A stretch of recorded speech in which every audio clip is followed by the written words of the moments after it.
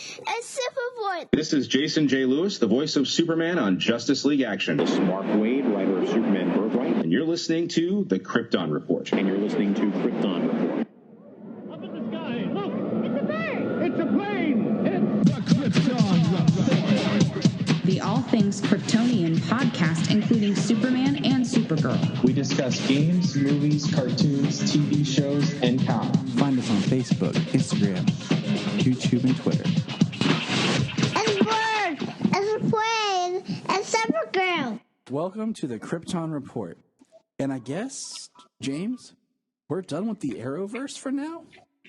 Like, it seems that way. Everything's shut down. Everything's shut down. Sorry, I'm stuffing my face. Surprise! Surprise! But yeah, everything's shut down. So now we know that there's some stuff filmed, and I saw a report with Nicole, who plays Dreamer, that they were filming the final episode when the shutdown happened. So I heard that on a lot of the shows.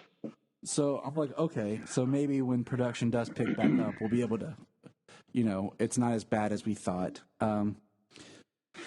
And we'll see what happens. If they're that far done, they can maybe just, air what they have. And the second to the last episode, just put to be continued. And then the first episode of next season is technically what would have been the cliffhanger for this season or something, Right. So it's not a complete loss, is what I'm trying to say. Like there is a way to work it. Let's see. I mean, unless they just push it into the summer when they finally do get. They push back a week the premiere of Stargirl. That doesn't really make sense, but whatever. Yeah, that's all done. The weird thing, I mean, honestly, the thing I feel for, say, these CW shows is they're filming they film in Canada, right? They all film in Vancouver. And the other countries are a little on a little more of a lockdown. Yeah. Besides essential personnel, and are more serious about the things. Plus, most people, a lot of people in other countries, maybe say Canada and stuff like that, everything's a little more balanced. So perhaps some of those people are, some people have more ability to go to the stores, They didn't or have enough to stay locked down. So some of these countries that are on a full lockdown and go for a month or so, then it's kind of like they go into a relapse, or not a relapse. I don't want to say recession. No, I feel you.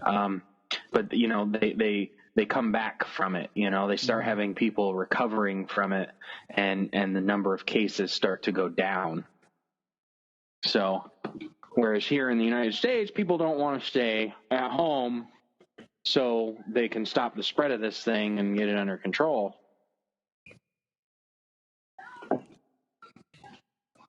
Yep.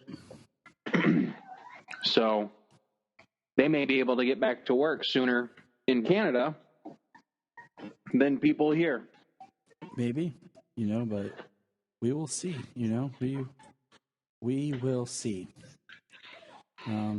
But until then, we're just going to have to make do with what we have. And I mean, that's, that is what it is. Okay. Like, there are bigger, more important things going on than making sure I can see my episode of The Flash.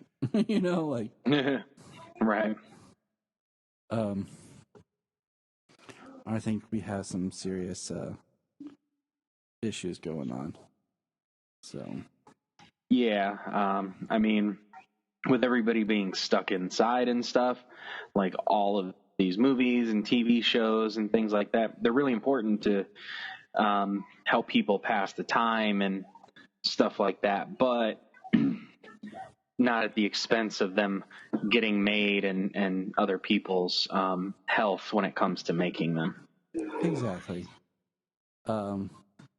So we got some news that they are recasting General Sam Lane for Lois and Clark. So that's all we know. Just worth mentioning because we've both talked about the return of Sam Lane and hopefully Lucy Lane. Well, now that we've had Crisis and it's one Earth, they could just be another Sam Lane and Lucy Lane from another Earth, and they've all just those lives, they all merge. Yeah, I mean, Crisis is the wink, wink, we can change what we want and get away with it. Yeah. Well, that's pretty interesting. It's kind of a cool thing when you think about it, the way that the timeline goes. Like, so it comes from the beginning of time. So when the heroes wake up, everybody has lived their lives up to that moment. Whether the heroes remember their previous lives or their current lives, but everybody has full memories, full time. Existence has lived on for billions of years by the time the heroes wake up. I kind of wish that Barry had kind of that thing going on, like where we see a little bit of like his memories trying to realign. Because we had that episode where, things weren't the same since Crisis, like the train, his parents' grave, stuff like that. So that's news. There's not a whole lot of news. What else did I have? Hold on. Where did my news go? What the heck, phone? Oh my gosh. So comics in the world are kind of on a stop because of Diamond. Not going to distribute comics. I mean, here in Ohio, all of our comic book stores are closed because they're listed as non-essential businesses. But Diamond's not. They're closing down production. I know that Diamond's the distributor, but how exactly does Diamond work is what I want to know, because I get the sense that these comic book companies might figure something out and make Diamond obsolete. Yeah, it was something about going through multiple avenues or something when it comes to like distribution, and I don't know if that's distribution with comic book stores, or are they gonna? Because I remember years ago when I was a kid, you could subscribe to comic books and they would be delivered. You still delivered can. To your house. You still can. Can you do that? Okay. There's a thing on DC at the bottom where it says subscriptions. Oh, okay. And well, I mean, to have the physical issues delivered to your home via mail or something like that. My friend used to do Green Lantern like that, and I haven't explored it. But I just feel like I know that. So there's a comic book store here near us that does like old comics and collectibles and toys, and it's a really cool shop, but they don't do anything new.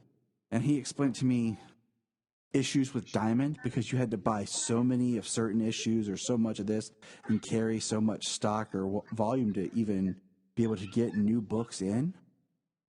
And I'm just thinking, man, if they can find a way to like get rid of Diamond, some of these smaller indie shops like that might start carrying new books. So I don't know. It's something that we'll wait and see exactly what that's going to mean. I mean, you can still buy stuff digitally, but I prefer the physical books. Yeah. I mean, issues is kind of one thing, having issues. I mean, even it's nice to hold issues in your hand as well, but I still buy more trades than or try to buy more trades anyways. Whenever I get some issues, I try and get a trade. Oh, I'm with you. Like, there are few books and stuff that I buy individual issues, but trades, they're pretty wonderful.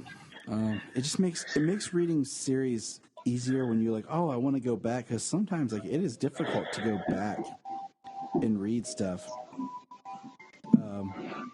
because you can't always find the issues that you want because they weren't collected like they were now. Yeah. So, but let's see. Anything else going on? Oh, as of today of this recording, there was the live Q&A commentary with Zack Snyder. Which was awesome. He posted the link, so I'm going to actually watch it later. And I picked up. I had forgot what time it started. I didn't set a reminder or anything, but I saw that it was going. And when I started it, I picked up just at the training montage of Batman getting prepped for his fight. Oh, okay. So yeah, so you missed some too. But I watched it through the end, all the way until the friggin' cutout. All the big tease slash. Everyone thought there was a problem, but they did it on purpose. So. They did it on purpose. I don't know, man. Like, I want the Snyder cut. I want it, and I don't think I've ever wanted a movie so bad in my life. I know, and I wanted Man of Steel so bad, and Batman vs Superman so bad, and Justice League until that actually happened. I want the Snyder cut so bad. I don't know, you know. It's like the hype is it real, or is he just teasing? Like, I wouldn't think that he would be teasing as much as he does if it wasn't coming down the pipe sometime. Yeah. I mean, just as big as the movement is, you know, I mean, the movement is worldwide. There's hundreds and hundreds of thousands of people, if not millions of people, who are supporting this movement, not just, you know, so not just the general public who would see it after it comes out, but just the hundreds of thousands, like I said, or millions of people, hundreds of millions of people who are following the movement. And then there are these companies, you know, I mean, Wendy's just joined. Yeah, Wendy's, Subway. There's another company. All of these companies are joining in hashtag release the Snyder Cut. I mean, this thing is pretty freaking massive. It'd be absurd if they weren't. And from what they say, which is nothing official, you know, is that there have been talks of Snyder, like, what would it take from Warner Brothers to Snyder, what would it take him to be able to finish the movie? So I just hope that's true. But man, like, I don't think they would tease as much. They wouldn't keep doing like this, hyping up BVS. It's not just 4 years later. Like, nobody does that. Just 4 years later, let's do this live commentary. What's interesting is if you watch, like, one thing I've always loved about every Snyder film was the way he did his commentaries. And when I bought BVS, like, I was mad because it was the first film of his that didn't have a director's commentary. And I was like, what the heck? Like, I love to go back and watch the Man of Steel commentary, watch the Watchmen commentary, but it's nice to see, and I'm gonna do the commentary. I want to watch it with the commentary, but I might just listen to it. I've seen the movie enough that I don't have to like have it playing as I enjoy it. Right. That's what I started doing. I started here, I started it and I heard him talking and stuff, and I was just watching him doing his thing. And then I was finally done with what I was doing. So I hopped down and got on my Prime and went to my extended cut so I could just fast forward right to where he was and picked up right there. I literally started watching. I started watching right at the fight. Is when I started watching. Gotcha. So, I started watching right at the fight between Batman and Superman. So, and I watched it from there on. So, it's something fun. I kind of always thought that there wasn't a director's commentary for maybe a couple of reasons. For the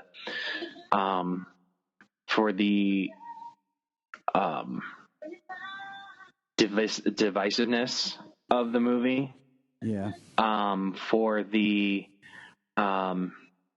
fact that he was, by the time the movie came out, he was pretty much going right into shooting Justice League. Mm-hmm. And was pretty busy, and as well as the way that Warner Brothers freaking had their extreme knee-jerk reactions every time a movie came out and wanted to change everything about the next movie.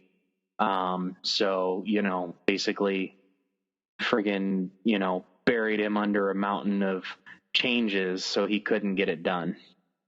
Yeah. So we are now going to discuss the, as of this recording, the last episode of Supergirl that we have for a while. So, and it is Alex in Wonderland. All right, James, you got a summary for us today? Yeah, short and sweet. Supergirl Season 5, Episode 16, Alex in Wonderland. Alex uses a pair of obsidian contact lenses to visit a virtual national city where she takes on a whole new persona as Supergirl. Kelly helps William investigate Lex, and Kara deals with difficult news. All right.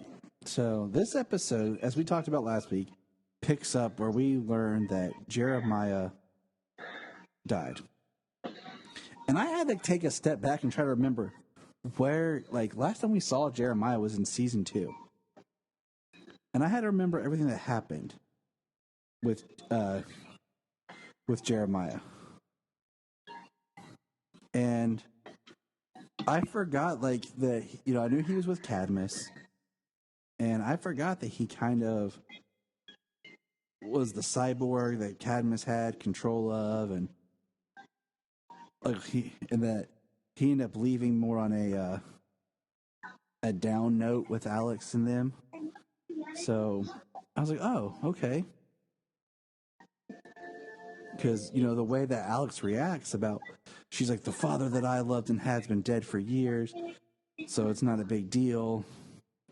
And I was trying to remember. I'm like, okay, wait, what happened? So, did you remember, like, the last time we saw Jeremiah? The last thing I can recall of seeing Jeremiah was around the time when we saw the real Hank Henshaw. And he was trying to be cyborg Superman. But he left because Cadmus was still kind of after him or trying to control him or something. That's about vaguely what I recall. And that's the last time I recall him being around. I will say, no matter what, he got the short end. This was very much, I felt like almost like an afterthought kind of rushed, like, hey, let's just kill Jeremiah off. Because, like, in this episode, not to skip ahead or anything, but in this episode, there's a part where we see basically a body double of Jeremiah, and it was just weird to me, like they couldn't have, for this episode that's supposed to be like emotional of saying goodbye to their father and this character, like they couldn't even get the actor back, knowing that it's not like he passed, you know what I'm saying, to where they're trying to work around like a rough situation. So it's just one of those, I thought it was very much like a disservice to the character of Jeremiah. I mean, I was at least glad they gave him a good what's the word? They gave him a good story as what he was doing when he died. That he was back where he had first found Jean. I forget, South America or something. Was it? And I forget. Yeah, me too. They said some kind of like region. I don't think it was Peru, but I sounds like it started. I recall it maybe starting with a P, but Peru doesn't sound totally right. Peruvian? I don't know. I have no idea. But he was back in the same region that he found Jean in, and he was helping and protecting a village or villages in the area. So he was doing good things before, teaching people, but he was doing good things for people when he died.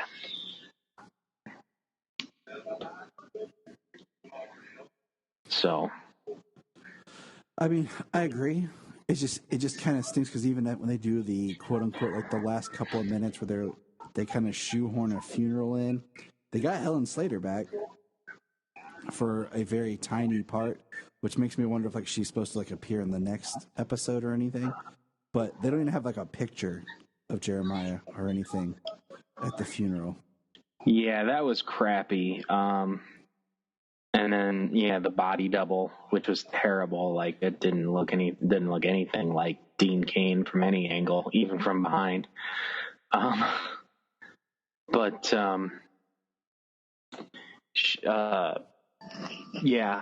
was actually surprised when Helen Slater popped up in this episode. I almost thought they weren't getting anybody back. Not having even a picture. Like they could have easily had a picture of Dean Cain as Jeremiah posted up for like memorial purposes, for memorial's sake. But they didn't do that. So it was, but so that's, I mean, the Jeremiah like that is so small at the end.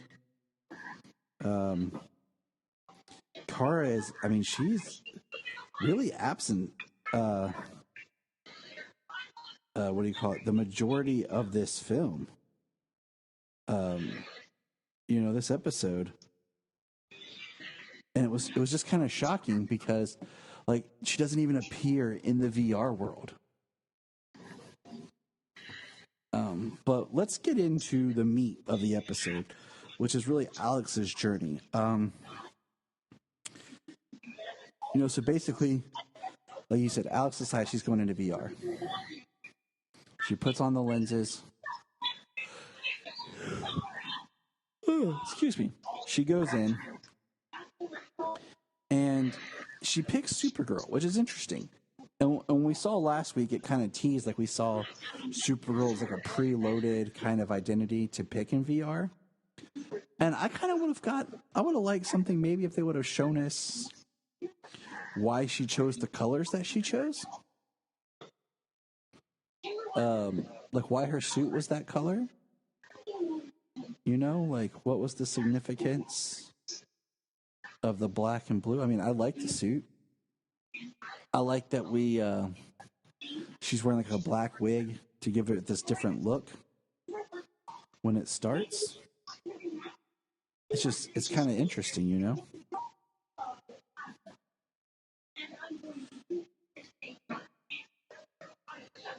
Yeah, I thought, I mean, the color scheme was really cool. I kind of maybe just thought that, you know, black kind of for the fact of what she's dealing with. That makes sense. But that was already preloaded, remember, last week. Was that how it was? Yeah. No, I'd have to go back and watch last week's. I only watched the episode once. But I mean, when another girl shows up as Supergirl in virtual reality, she's wearing the original. Exactly. She's wearing the skirt and everything, which was cool. Like a nice little callback, you know. So Alex gets in there, and she's having a good time being Supergirl and Kara, and she's in virtual land, and she's loving it. And she meets Tilly, who's what's she called? Oh man, I had it written down. Was it Tilly the treasure hunter? Yeah. And she had a sister that was sick named Jill. And she talked about how she can't afford the ticket to go see her sister. And then later, Alex runs into her again and starts talking to her. She has no memory of her sister. She doesn't answer to her real name. And it's kind of an interesting part because we start to see that there are people in VR who are losing themselves to VR. Yeah, the first person is that guitarist who's always there, and he doesn't realize he's in a virtual reality world. And then that's when we get the first reveal of that that room we saw at the end of the last episode, where they're taking people who get lost or get stuck in the VR, and that's where they're just staying. So that definitely has something to do with Leviathan's plan about trapping. They're building the Matrix. I mean, that's all it is. Yeah, pretty much, yeah. I mean, they're trapping people in VR. They're giving them the sense that this is real. And then they're taking the bodies to a warehouse. Let's see. Her real name was Bonnie. And Tilly was her character. Mm-hmm. But Alex, you know, goes along with the DEO. She shows up at the DEO, and the Henshaw is attacking. And it's, you know, regular, original Hank Henshaw. And I thought that was interesting because, you know, that was the villain that they chose, and she's Supergirl, so she shows up. They mention they've taken your sister, Kara, but we never see Kara. So just on a screen. Yeah, like a publicity still type photo thing. So I thought that was kind of interesting, you know, like what was going on? Like, did Melissa just need time off, you know? Like, so now cut back, okay? And we find out that 500 users have been in VR for over 48 hours. Because William is investigating and is talking to Kelly. Which was kind of an interesting kind of scene to see them two together. You know, like two side characters talking and communicating without having one of the main people that tie them together there, you know? Right. Because she's like, so I found that interesting.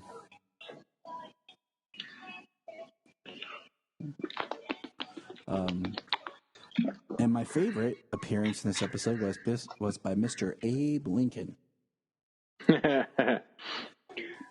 Honest Abe. Right. Well, there's some interesting things about this episode. I mean, yeah, there's some different people showing up, who people want to be in VR and stuff.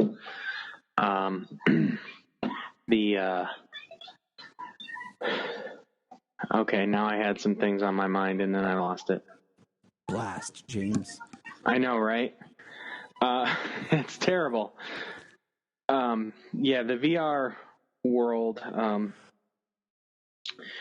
the fail-safe issue. That's what I was getting at. The fail-safe issue that came up last week. Kelly is she's investigating that, why she put it in and was told that it had been taken care of or submitted and everything, but it had never been taken care of. And yeah, she brings it to Andrea's attention, and Andrea gets after Alex after she finds out Alex is stuck in VR. She goes and talks to a tech that this has to be taken care of right away, immediately. And the tech we see is Miss Tessmacher. Yes, we do. It's nice to see Eve Tessmacher. So from pre-crisis to now, is she not Hope? Is she not the embodiment of Hope working there?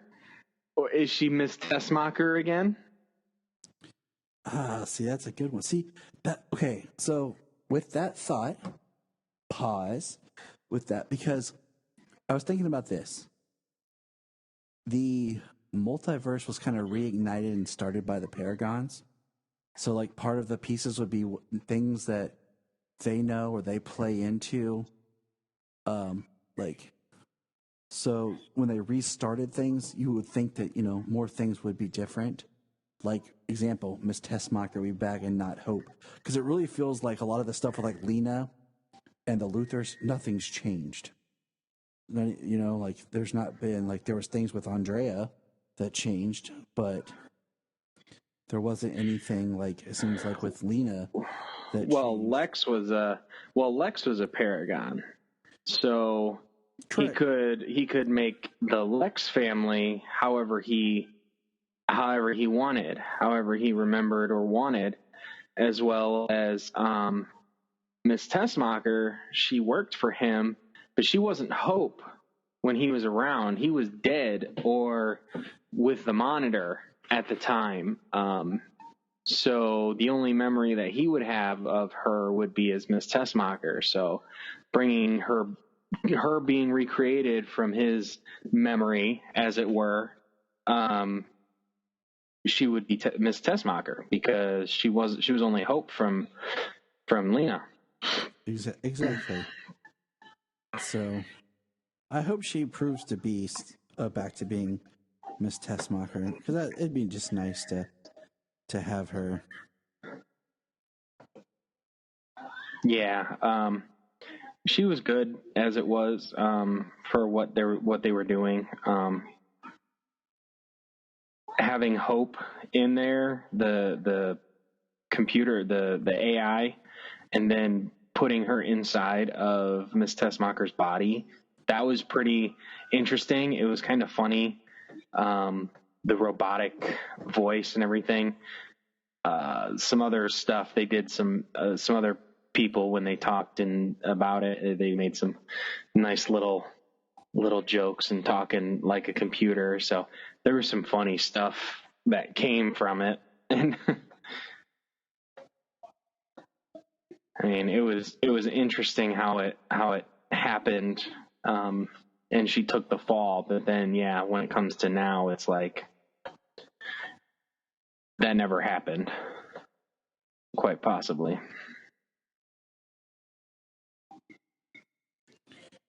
Yeah.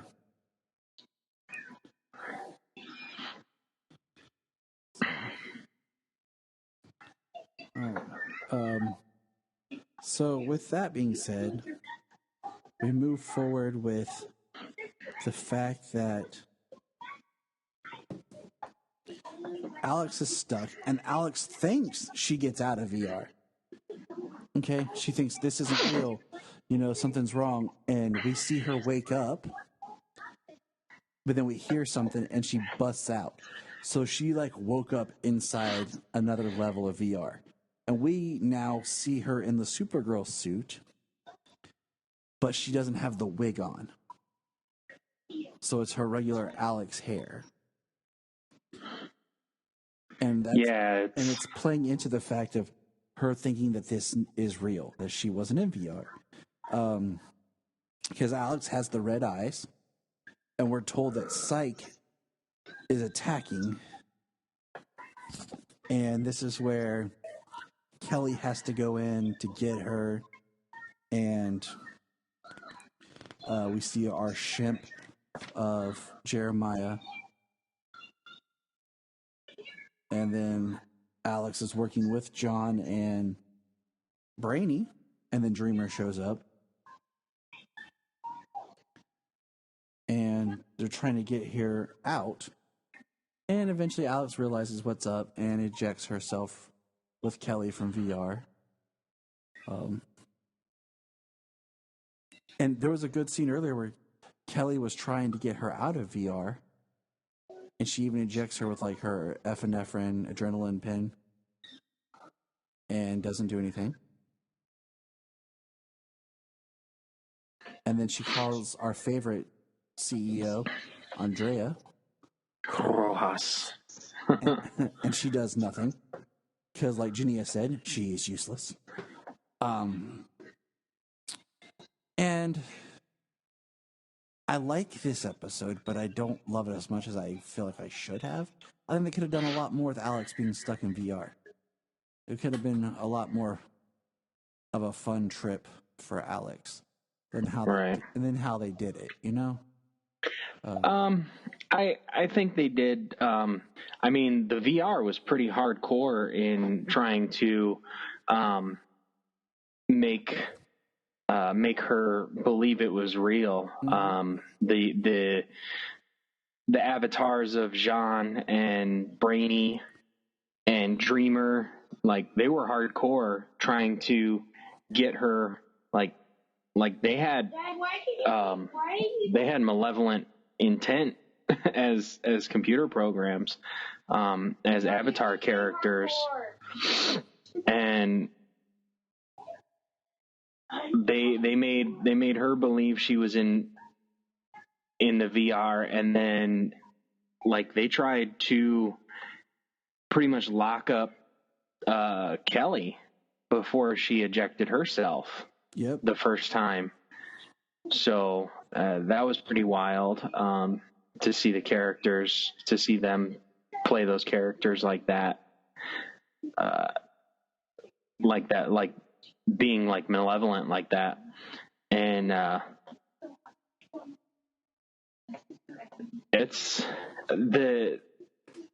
they had to, in the episode, it was about Alex dealing with what she was dealing with the death of Jeremiah.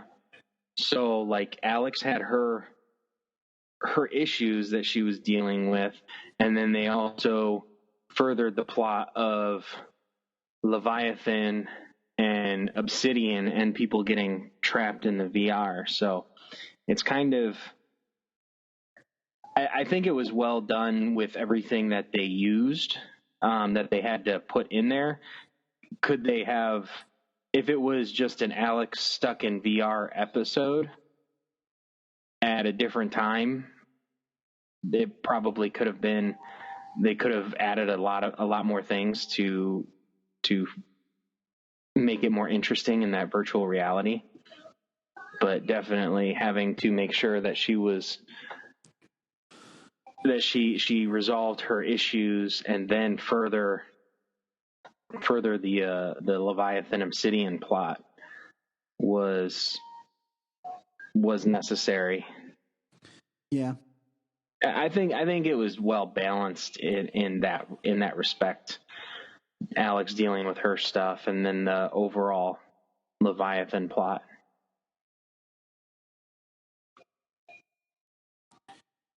I mean, you're right. So, I mean, I think it works effectively. And the other thing is, this episode that I actually really did like is William gets a tip and finds the warehouse where all the bodies are, but old lady Leviathan is there, and basically Gemma. No, it wasn't Gemma. It was the old one who I originally thought. Oh yeah, no, Gemma's the young blonde one. Yeah, you're right. Old lady Leviathan. Yeah, I don't think we got her name yet. And then so he's walking around, and if he just would have walked around, if he would have walked around some more, he would have found it. All she did was cloak him. Yeah, how convenient that he just stops where, I don't know, seemingly the tracks end. Yeah. Was she cloaking him, or is that room cloaked, as it were? I don't know. She was, because then he walks out and he finds a bracelet, a medical bracelet. And I'm like, okay, at least he got something out of it, Because, and I like that because Yeah, it'd have been a waste of time for him just to show up and leave and not get anything. I like William as a character. I'm not on board with a him and Kara thing, but I like him enough. I think he's a competent person and character. I would like to see him actually accomplish something. But yeah, so I mean, that is our Alex and Wonderland episode.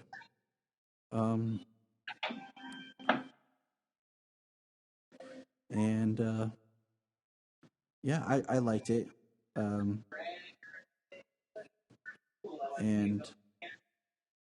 I'm sad that this is where we have to end it for now,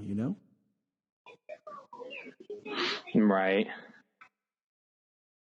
Yeah, that there's just no more right now. It kind of sucks,